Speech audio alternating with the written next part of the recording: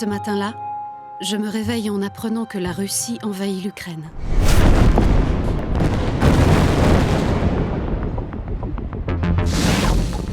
И для этого мы будем стремиться к демилитаризации и денацификации Украины. Sur les réseaux sociaux, je vois Kiev sous les premières bombes.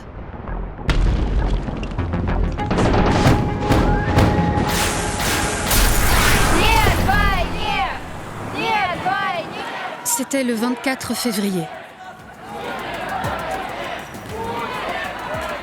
J'éclate en sanglots. Comment continuer à vivre normalement alors que mon pays attaque son voisin ? Réagis en vrai cinéaste, me dit mon compagnon. Prends ta caméra et filme. Je peux me voir. La technologie est arrivée au point où je peux me voir moi-même. Je commence à tourner ce documentaire avec ma propre caméra. Parfois, j'utilise mon smartphone. Sans aucune autorisation officielle pour filmer, je dois à tout prix éviter d'attirer l'attention et garder l'anonymat le plus strict. Le soir de ce 24 février 2022, je suis déjà dans le centre de Saint-Pétersbourg pour filmer une manifestation contre la guerre.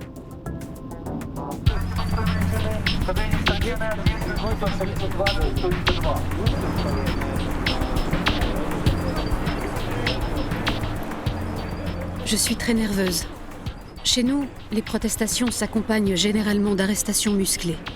Ce soir-là, je fais face aux forces spéciales et à des centaines de policiers anti-émeutes.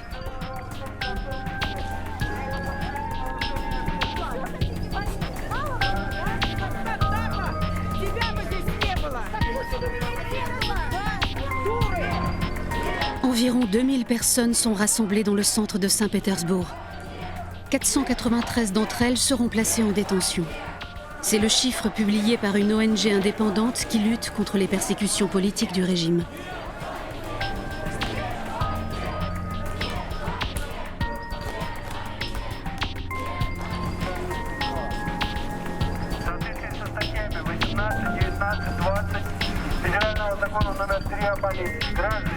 Призываю вас всех к законности, недопущению нарушения общественного порядка.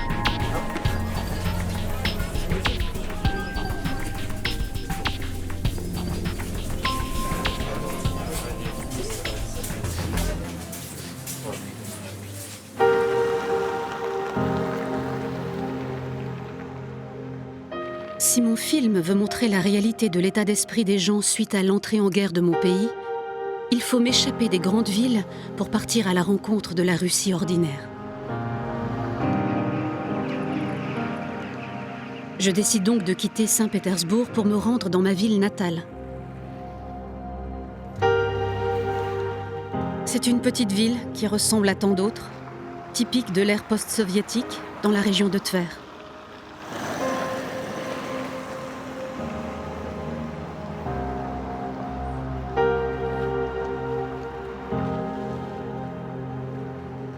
Ici, la pauvreté et la morosité sont tellement ancrées dans le quotidien que les habitants ne s'en rendent même plus compte.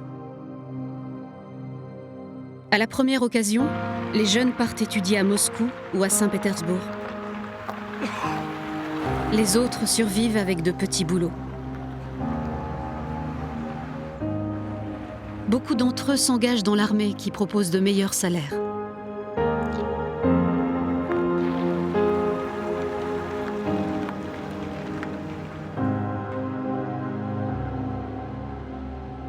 Je reprends d'abord contact avec Valentina, mon amie d'enfance.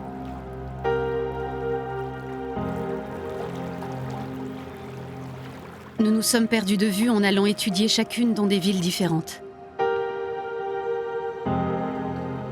Valentina m'a annoncé qu'elle s'est mariée avec un soldat, Alexei.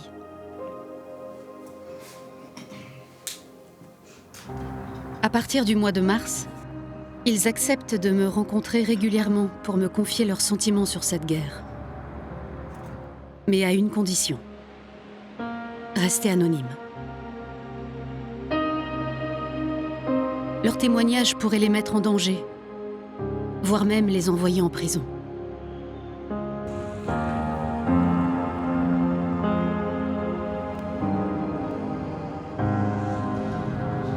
Alexei est sous contrat avec l'armée depuis plusieurs années. Il est souvent envoyé en mission, mais ne l'a jamais encore été dans une zone de conflit. Quelques semaines avant le début de l'invasion, il est déplacé en Biélorussie pour un entraînement militaire. Il ignore à ce moment-là que c'est la dernière étape avant que son régiment n'envahisse l'Ukraine.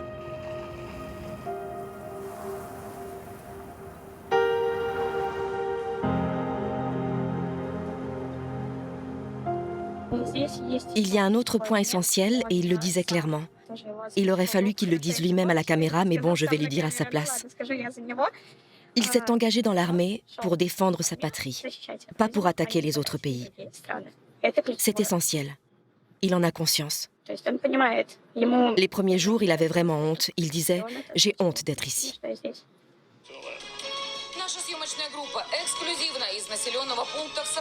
Chaque fois que je lui rends visite, Valentina est scotchée aux informations sur la guerre, comme la plupart des Russes. Les médias déversent un flux continu de nouveaux reportages. On n'a que les titres que l'on mérite. Elle ne peut s'empêcher de noter toutes les fausses nouvelles diffusées par la propagande et qui contrastent avec ce que raconte Alexei directement depuis le front en Ukraine. C'est super de montrer la guerre sans montrer aucun équipement militaire, sans aucune preuve d'affrontement qui aurait eu lieu. D'appeler ça un village près de Kiev, sans apporter aucune preuve. Ils auraient pu au moins montrer une image d'un panneau à l'entrée de la ville, au moins quelque chose. Comment peuvent-ils dire que les Ukrainiens prennent les choses positivement? Ils ont juste dit que les gars sont venus prendre de l'eau et sont repartis, qu'ils n'ont rien pillé. Mais on n'a entendu personne acclamer les soldats russes. Merci de nous avoir libérés. Même pas sur leurs images.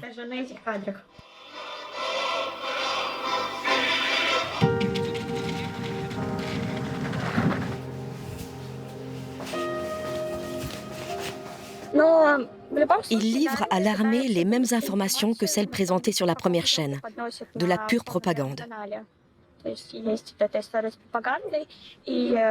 Et en effet, ils leur ont dit au début que Kiev devait être prise en quelques jours.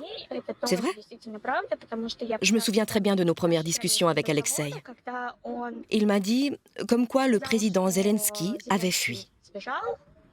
C'est ce qu'ils leur ont dit le premier ou le deuxième jour, pour leur faire croire que tout allait bien. En tout cas, personne ne s'attendait à rester là-bas longtemps. Jusqu'en avril, je filme le quotidien de Valentina. Elle est constamment suspendue aux appels téléphoniques d'Alexei.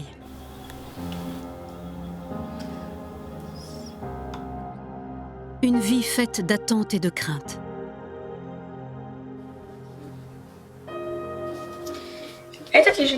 J'ai commencé cet agenda à la fin de l'année 2021. Mais après le 24 février, il n'y a qu'une seule note.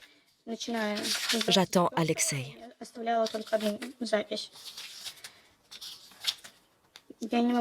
Je ne peux pas dire que ça m'aidait beaucoup. J'étais totalement incapable de planifier quoi que ce soit. Ma vie se résumait à attendre ces coups de fil.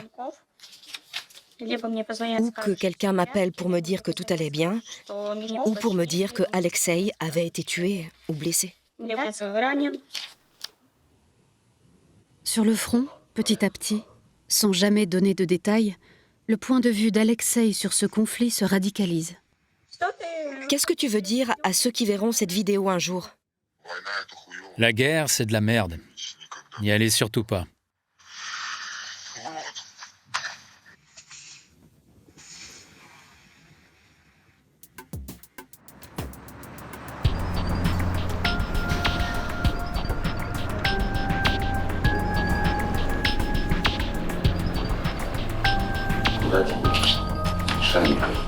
Je me libère bientôt. Un de mes amis me présente Ivan. Ça, c'est l'Empire austro-hongrois, si je ne me trompe pas. Comme beaucoup de jeunes de la région de Tver, il s'est engagé dans l'armée. C'est un morceau de drone ou d'obus. Il accepte d'être filmé tout en sachant que nous ne partageons pas les mêmes opinions politiques. Intuitivement, je sens que c'est une bonne personne. Il a juste une expérience de vie différente de la mienne, ayant grandi dans une famille aux valeurs conservatrices. Il est en confiance et parle ouvertement. La seule condition est de masquer son visage. Pour les soldats, dire la vérité sur le conflit, c'est risquer la prison, ou même pire.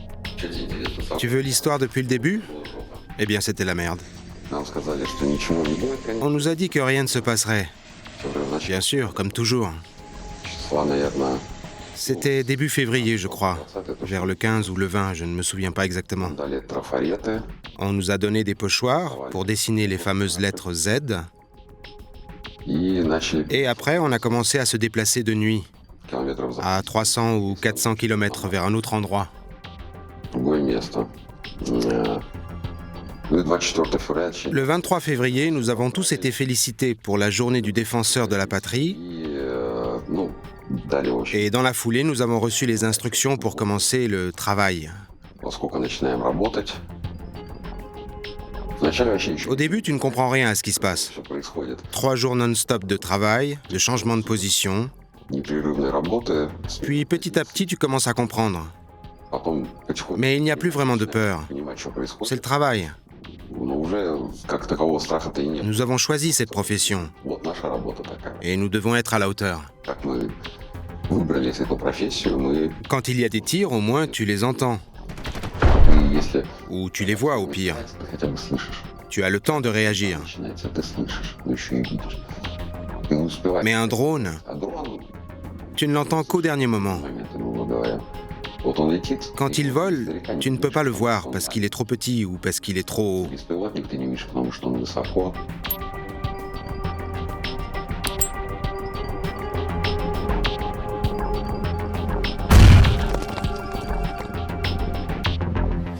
C'est une guerre ou une opération spéciale? C'est juste une question de nom. Certains l'appellent guerre, d'autres opération spéciale, mais ça ne change rien à l'affaire. Tout se passe pareil, qu'il s'agisse d'une guerre ou d'une opération spéciale. C'est juste un nom, c'est tout.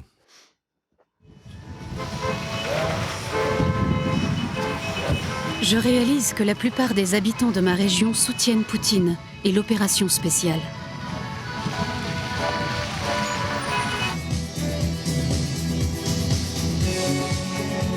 Je dois absolument éviter d'exprimer mes opinions si je veux pouvoir continuer à filmer sans être inquiété par les autorités.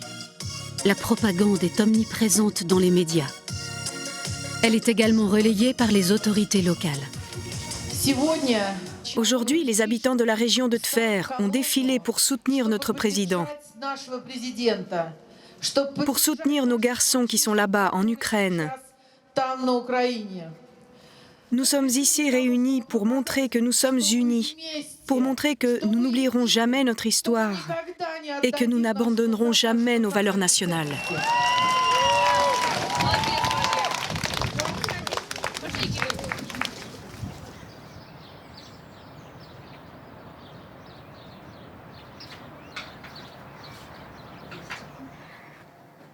Maria est la mère d'Ivan.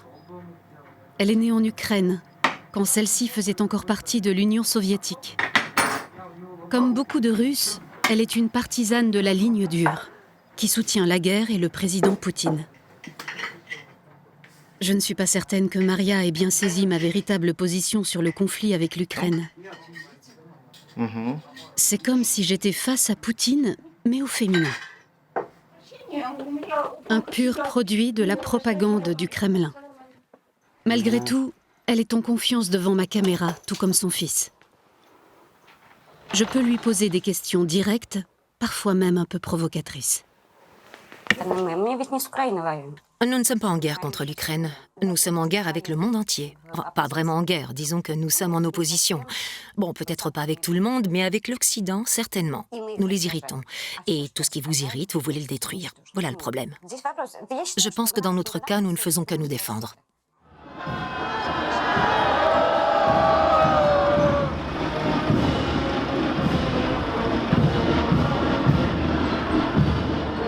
Le jour de la victoire occupe une place primordiale dans l'imaginaire collectif russe.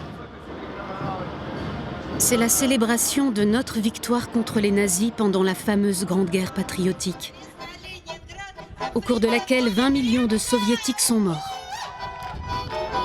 Dans le contexte actuel, je suis curieuse de voir si ce 9 mai 2022 sera célébré différemment des années précédentes.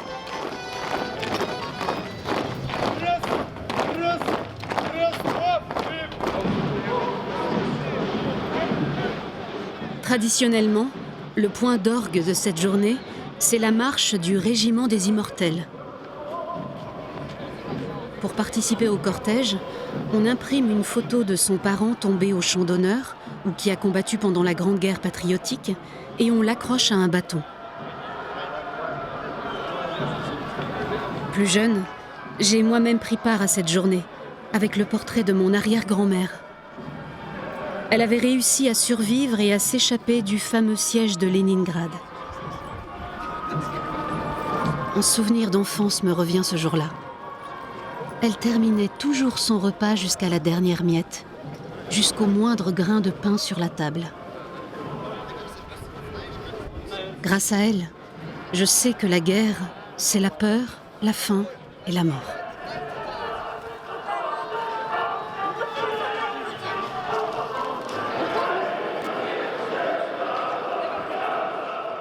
Ce 9 mai, les lettres Z et V sont partout omniprésentes. Pourtant, on ne connaît pas vraiment leur signification exacte. Ces lettres, apparues au début de l'invasion de l'Ukraine, sont souvent associées au ruban de Saint-Georges, orange et noir, qui symbolise la victoire contre l'Allemagne nazie.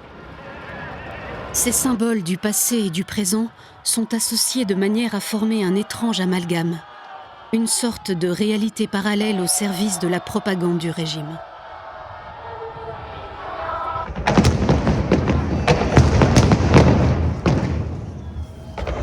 Cette journée singulière se termine par un immense feu d'artifice dans le ciel de Saint-Pétersbourg. J'ai des frissons dans le dos.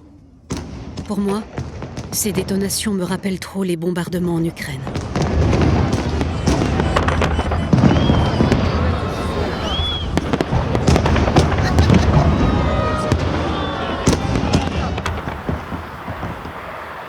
De retour dans la région de Tver, je retrouve Boris, le deuxième fils de Maria. C'est un obus de cette taille-là, bourré de balles. Il me demande lui aussi de cacher son visage et son identité. Il avait un emploi correct, mais a décidé de s'engager pour rejoindre son frère qui était déjà sur le front. Il a des origines ukrainiennes du Donbass et il considère qu'il est de son devoir de se battre pour sa patrie. Critique sur la façon dont l'opération spéciale est conduite, Boris continue cependant à croire en la renaissance de la Grande Russie. Si seulement Vladimir Vladimirovitch prenait son courage à deux mains et venait jeter un coup d'œil par lui-même, il comprendrait vite dans quelle merde se trouvent les soldats là-bas. Je pense que les choses iraient différemment. Ou au moins qu'il envoie l'un de ses ministres avec plein de caméras. Le plus de caméras possible pour tout voir de ses yeux. Pour moi, on fait remonter au président des informations erronées. On sait bien qu'il rapporte au sommet de l'État que tout va bien. Et en fait, ce n'est pas vrai. Même chose pour les équipements militaires et l'armement. Ils disent que tout est top. Mais en réalité, les soldats sont sans gilet pare-balles, ou casque, ou sans munitions. C'est pour ça, je suis convaincu que tous ces gens-là, pas le président, mais les personnes en dessous de lui, les commandants, etc., font remonter des informations tronquées.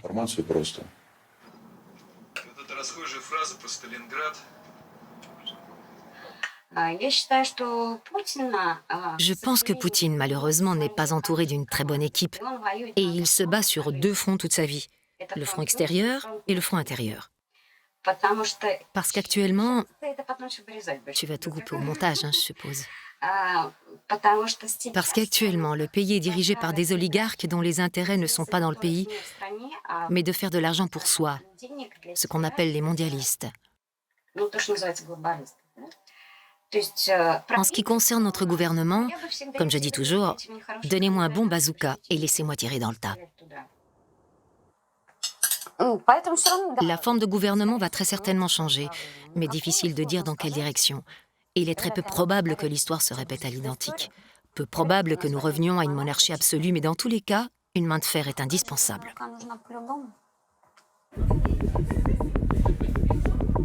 Pour moi, comme pour la plupart des gens qui sont critiques à l'égard du gouvernement, il est évident que la dénazification de l'Ukraine n'est pas la véritable cause de la guerre.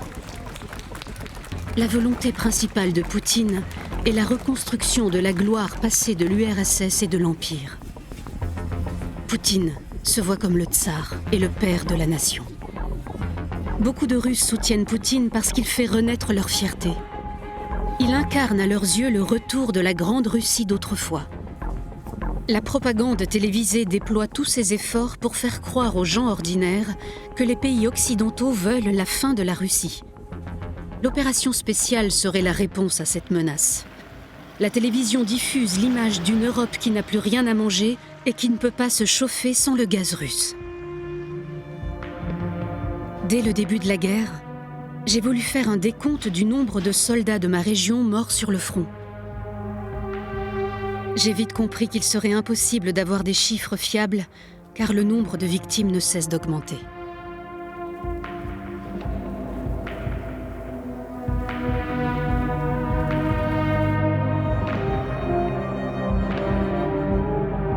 Le jeune Nikita a été tué par un drone. Il avait 32 ans. Il a laissé derrière lui sa mère et sa sœur Arina, seules dans leur profond chagrin. J'ai appris la mort de Nikita par un de ses amis.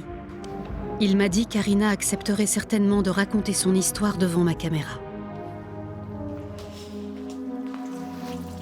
Le matin du 3 janvier, il entre dans la chambre de maman, dit « Ça y est ». Elle le regarde. « Quoi, ça y est ?» Il répond « Je pars à la guerre ».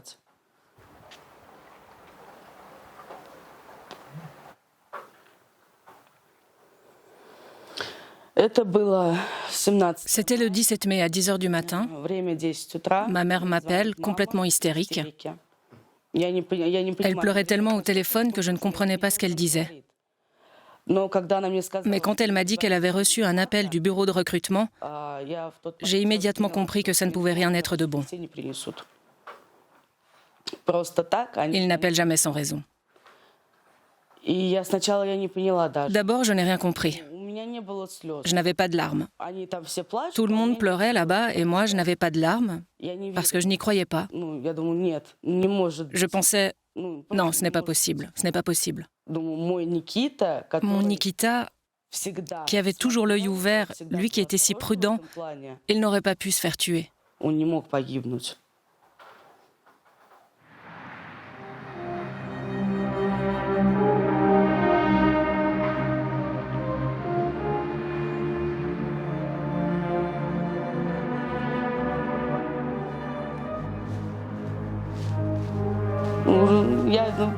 Cela fait longtemps maintenant. Et je n'arrive toujours pas à y croire et j'attends toujours son appel. J'ai même laissé notre dernière conversation sur WhatsApp. Il avait reçu mon message mais ne l'avait pas lu. Je n'arrive pas à le supprimer. Je n'ai pas le cœur à le faire.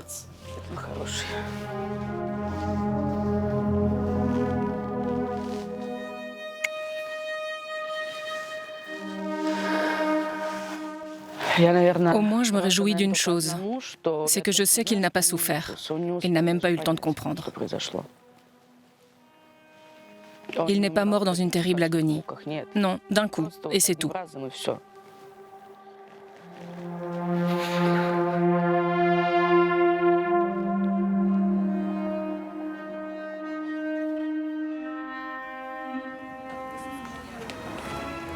C'est l'été.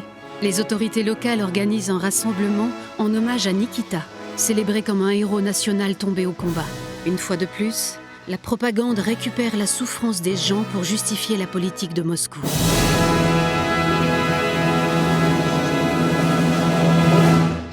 Le 24 février 2022, le président de la Fédération de Russie, Vladimir Poutine, a annoncé le début d'une opération militaire spéciale en rapport avec la situation dans le Donbass, afin d'assurer la sécurité nationale de la Russie. Les soldats russes agissent en véritables héros pendant l'opération spéciale dans le Donbass. Aujourd'hui, le 22 juin 2022, nous inaugurons une plaque commémorative en l'honneur de notre concitoyen, Nikita Spiridonov, qui a été récompensé par l'Ordre du Courage.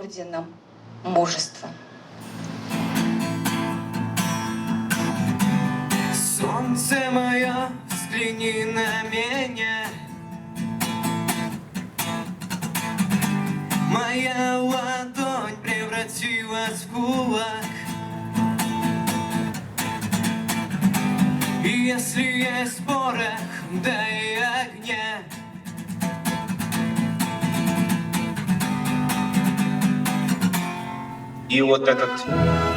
Et cette plaque commémorative sera accrochée juste en face de ce drapeau.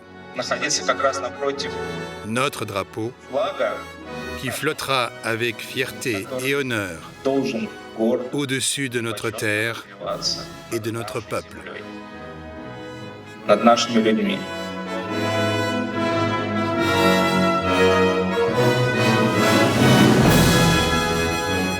Derrière le viseur de ma caméra, j'observe et je commence à m'habituer à ce genre de manipulation. C'est comme si je ne ressentais plus rien. Plus c'était éprouvant et absurde, plus je me détachais pour ne pas devenir folle.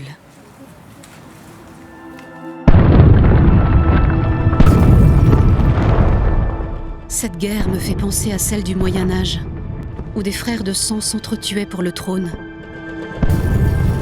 À cause de la guerre déclenchée par Poutine, les Ukrainiens ne pourront plus jamais considérer les Russes comme des frères.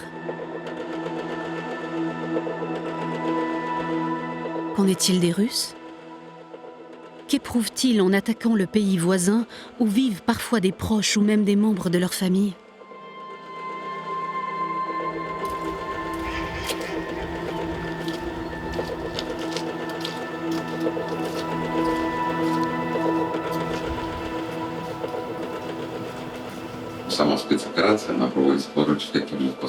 En fait, cette opération spéciale se déroule aussi contre des Slaves, comme nous en somme. D'un côté, on a des Russes et de l'autre aussi. Cela joue un grand rôle car tout le monde a la même mentalité. Tout le monde veut tenir jusqu'au bout. Tout le monde se bat jusqu'au bout. Donc ça rend difficile l'avancée et la libération des territoires. Nous sommes censés être des peuples frères. Nous devons être amis. Et au lieu de ça, nous nous battons. C'est n'importe quoi. Pourquoi un homme doit-il prendre la vie d'un autre homme ? Dans quel but ? Pour quel objectif ? Juste parce qu'un supérieur a dit « il faut le faire ». Tu n'as pas ton propre libre arbitre ? Ou tu es comme un mouton dans un troupeau ? On te dit de faire et tu fais.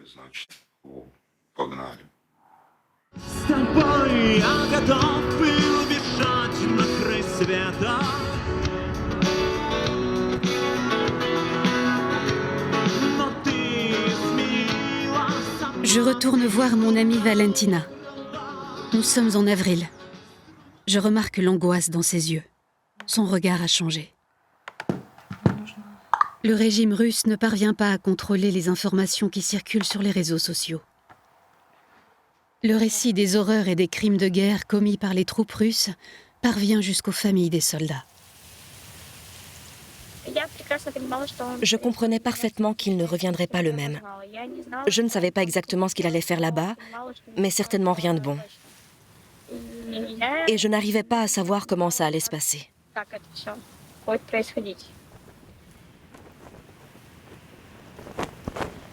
Je ne justifie en aucun cas ces actes. S'il s'avérait qu'il a pris part à toutes ces horreurs, il est certain que notre relation en prendrait un coup.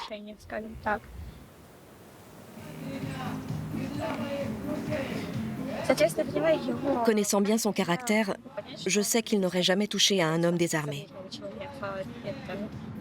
Si on parle des événements de Boutcha, etc. Je suis donc tranquille de ce côté-là. Mais s'il s'avère qu'il a été impliqué d'une manière ou d'une autre, alors je me serais complètement trompée sur lui. Ces nouvelles sur Boutcha coïncident-elles avec son affectation là-bas? Non, toutes ces nouvelles sont apparues après qu'il est parti. Est-ce qu'Alexei a raconté quelque chose? Après oui, mais pas au début. J'ai découvert qu'il était à proximité de Boutcha quand je suis tombée sur une investigation où j'ai reconnu un soldat de son unité. Après ça, j'ai commencé à lui poser des questions. Pour moi, le moment le plus terrible dans cette guerre a été d'apprendre par les médias indépendants les crimes commis par les troupes russes à Marioupol et Boutcha. Je n'arrive toujours pas à réaliser comment on peut abattre des civils non armés aux mains liées. Les autorités russes ont affirmé officiellement que le massacre de Boutcha était une fausse information, une fake news. Ils prétendent que les mains des cadavres bougeaient et qu'il s'agissait d'acteurs professionnels. Ceux qui s'expriment contre l'opinion officielle sont envoyés en prison. L'un de mes opposants politiques préférés, Ilya Yatchin, purge actuellement 9 ans de prison pour avoir soi-disant diffusé de fausses informations sur Boutcha. Ce que je suis en train de dire est également considéré comme un crime pénal dans mon pays. Je me sens très mal à l'aise quand je revois Alexei. Je ne peux pas m'empêcher de le questionner sur ce qu'il sait de Boutcha et surtout, s'il y a été lui-même. Tirer sur des innocents, comme ça, en masse? Je ne sais pas. Parce que quand on est tous revenus et qu'on a croisé ces gars qui étaient à Boutcha, qui étaient sur place, ils ont dit qu'on leur avait donné le feu vert pour partir. Et ils n'avaient qu'une idée en tête. C'était rentrer le plus vite possible. Alexei m'affirme ne pas avoir été à Boutcha et ne pas être impliqué dans ces crimes. Je le crois. Il a l'air complètement dépassé par l'idée qu'un massacre de pareille ampleur ait pu se produire.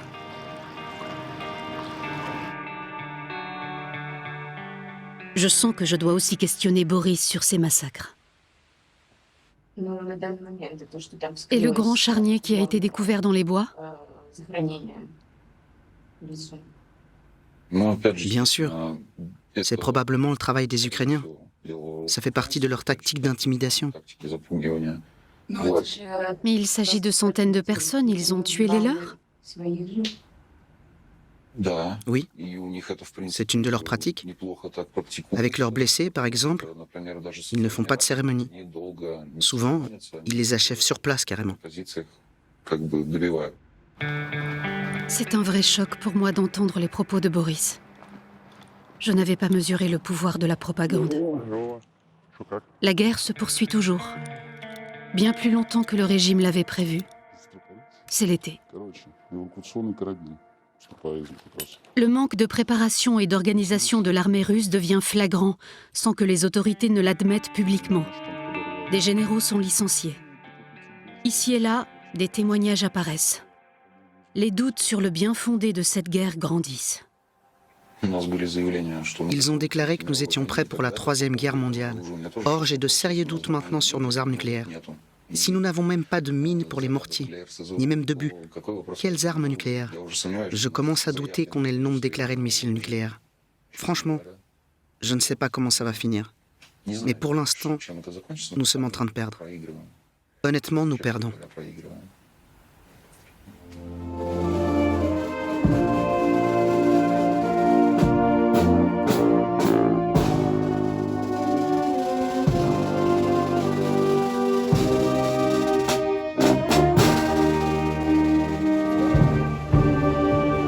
la fin du mois d'août, la mort de Mikhail Gorbatchev me donne l'impression qu'une page importante de l'histoire de la Russie se tourne. Ces funérailles symbolisent pour moi l'enterrement de l'idée de liberté dans mon pays.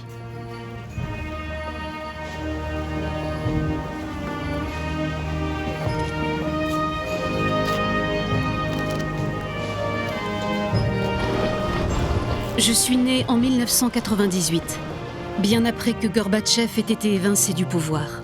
De ses accomplissements, je ne connais que les récits de ceux qui ont vécu cette époque de liberté et d'espoir. L'indépendance de l'Ukraine est l'un des changements issus de cette période. Contrairement à moi, beaucoup de Russes, y compris de mon âge, considèrent que c'était une énorme erreur.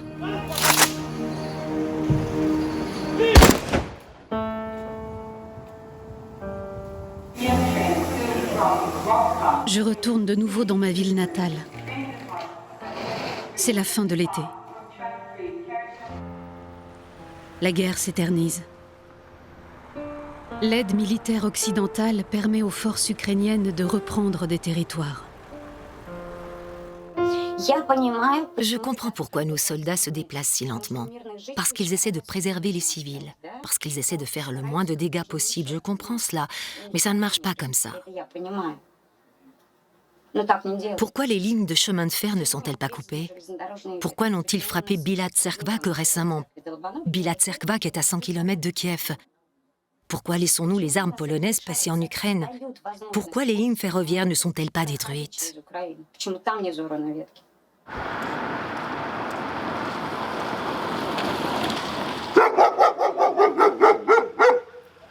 Comme dans de nombreuses régions reculées de Russie, l'armée est le principal employeur.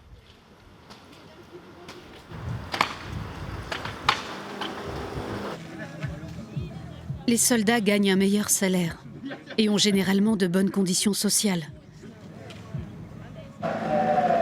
Avec l'invasion de l'Ukraine, ce qu'ils appellent leur travail a complètement changé. Mais la motivation financière reste centrale. Les familles des soldats morts au front reçoivent des indemnisations conséquentes. Je me demande si c'est pour éviter que les mères et les sœurs ne dénoncent les ravages de cette guerre.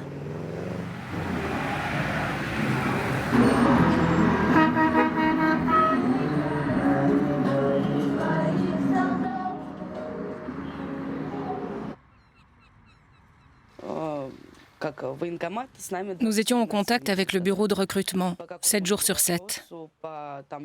Sur tous les sujets, les indemnisations et tout ça, on les appelait à tout moment. Tout le monde voulait savoir combien d'argent notre mère avait touché. Son téléphone n'arrêtait pas de sonner. Ils t'ont payé? Combien ils t'ont donné? Les gens étaient surexcités. Marina, prête-moi de l'argent. Tu es millionnaire maintenant. Prête-moi de l'argent.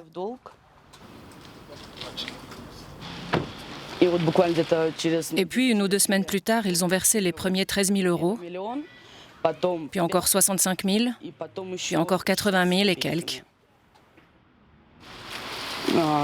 Elle s'est acheté un appartement et elle nous a offert une voiture. Elle a beaucoup fait. Et je pense que Nikita aurait fait pareil. C'est certainement ce qu'il aurait voulu. Le 21 septembre, dans son allocution, le président Poutine annonce la mobilisation de 300 000 soldats supplémentaires pour poursuivre son opération spéciale. Même si la décision était attendue, pour beaucoup de Russes, c'est un véritable choc. Quand la mobilisation a été annoncée, j'ai fait une crise de nerfs. J'étais assise à la maison. Mon mari s'occupait de ses affaires. Et quand j'ai vu le discours de Poutine, j'ai eu une crise. Mon mari a passé la moitié de la nuit à me calmer.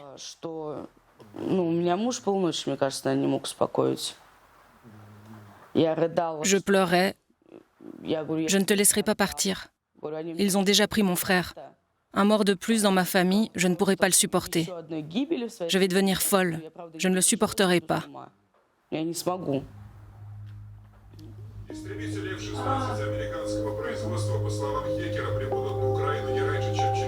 Après 3 mois sur le front ukrainien, le mari de Valentina est enfin de retour.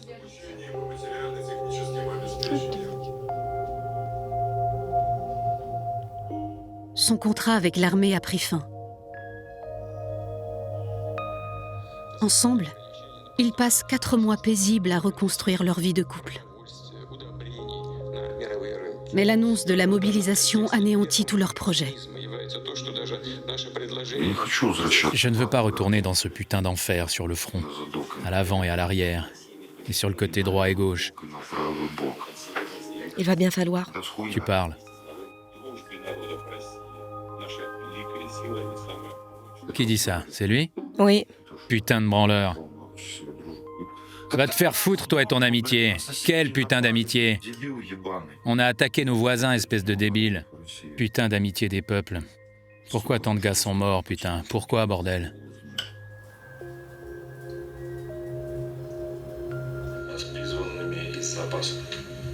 Правильно сказали, именно из запаса. Это не какие-то люди, которых никогда не видели и не слышали ничего про... Pourquoi tu pleures? Ça n'existe pas, la mobilisation partielle, Alexei. La description des mobilisés qu'il a donnée, tu es pile dans la cible. Tu as une spécialisation et de l'expérience dans l'armée.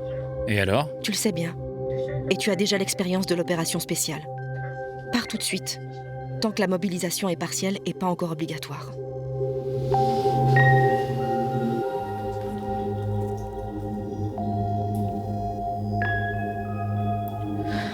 Pourquoi tu pleures? Parce que tu n'as jamais de chance. Calme-toi, je suis là maintenant. Maintenant? Et je serai toujours là. Qu'est-ce qu'il y a?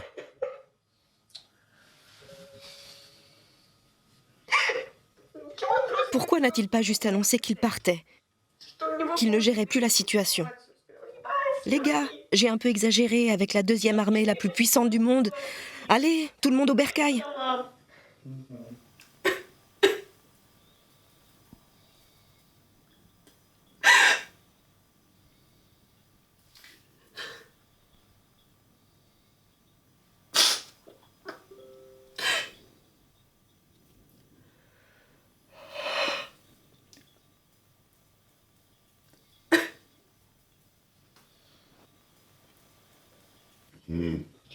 Alors qu'est-ce qu'on fait? Calme-toi.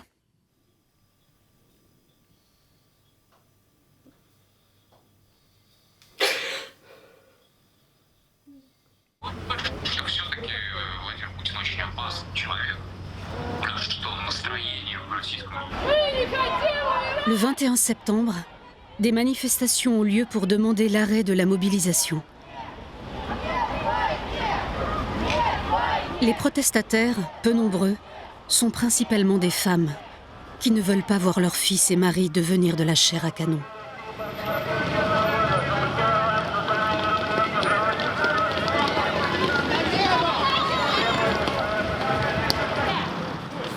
Cette fois, je suis moins chanceuse. Je me fais arrêter.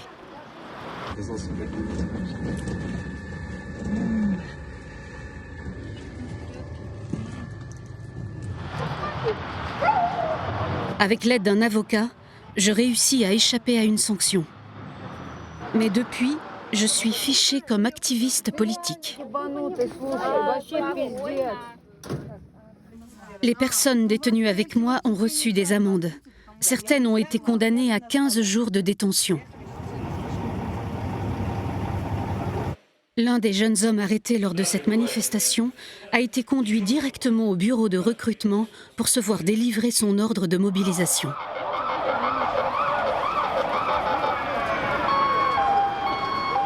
Depuis le début de la guerre, près de 20 000 personnes ont été arrêtées en Russie lors de manifestations contre le conflit et la mobilisation.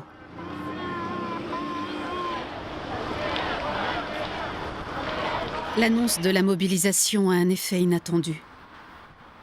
Une partie des nouvelles recrues potentielles, mais aussi les soldats expérimentés, veulent à tout prix éviter d'être envoyés dans l'enfer ukrainien. Certains vont jusqu'à se casser un bras ou une jambe. Beaucoup choisissent de quitter la Russie.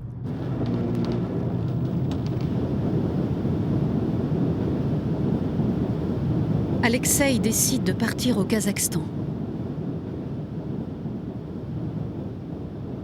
Je le rejoins là-bas à la fin du mois de septembre. Tous les jours, il appelle Valentina au téléphone pour tenter de la rassurer. Tout va bien, et toi? Ça va super. Moi aussi je t'aime, mon petit rayon de soleil. Comme Alexei, des centaines de milliers de Russes ont fui leur pays. Pour les soutiens de Poutine, ce sont des traîtres. Ils pensent qu'ils devraient être reconnus comme agents étrangers et interdits de revenir au pays. Certaines personnes sont contre, beaucoup d'entre elles sont déjà parties, Dieu merci. Le plus important est de ne pas les laisser revenir. Oui, je suis quelqu'un de très cruel.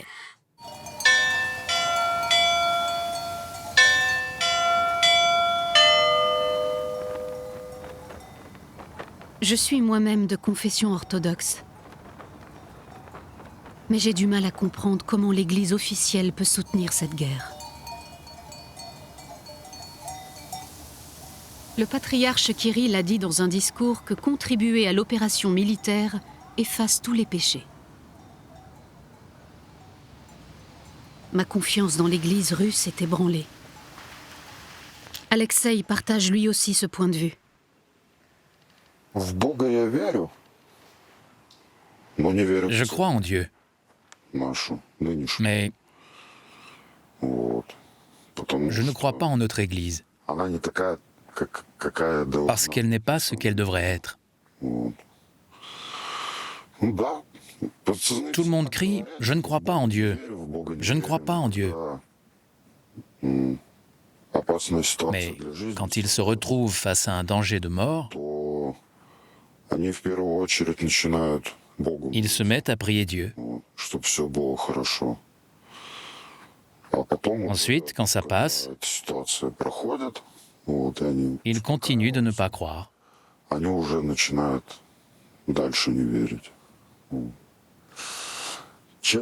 Et franchement, ce qui se passe là-bas, je ne sais pas. Comment Dieu peut-il permettre cela ? En tout cas, ce que nous dit l'Église, c'est du grand n'importe quoi.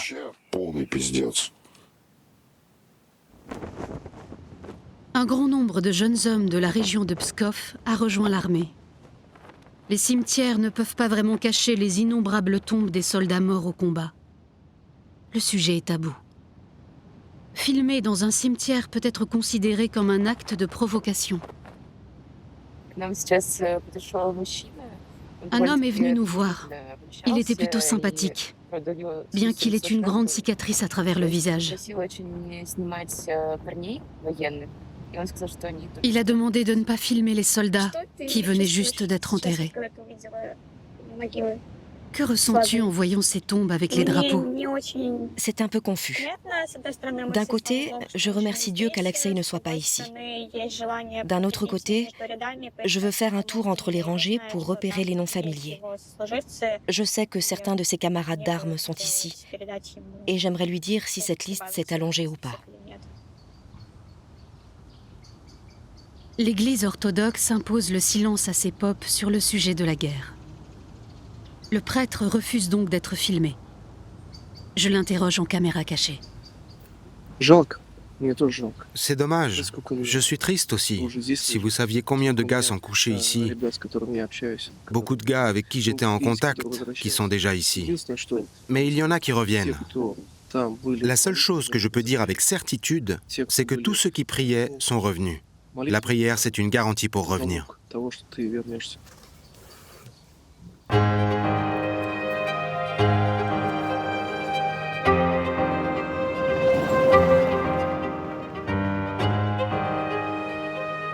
Un an a passé depuis que j'ai commencé à tourner ce film.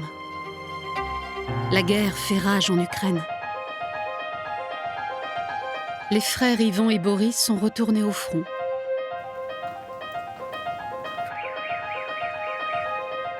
Arina se prépare à fêter son premier réveillon sans son frère bien-aimé. Maria persiste à croire que l'Ukraine appartient à la Russie. Valentina et Alexei ne savent pas quand ils se reverront, car Alexei est toujours à l'étranger.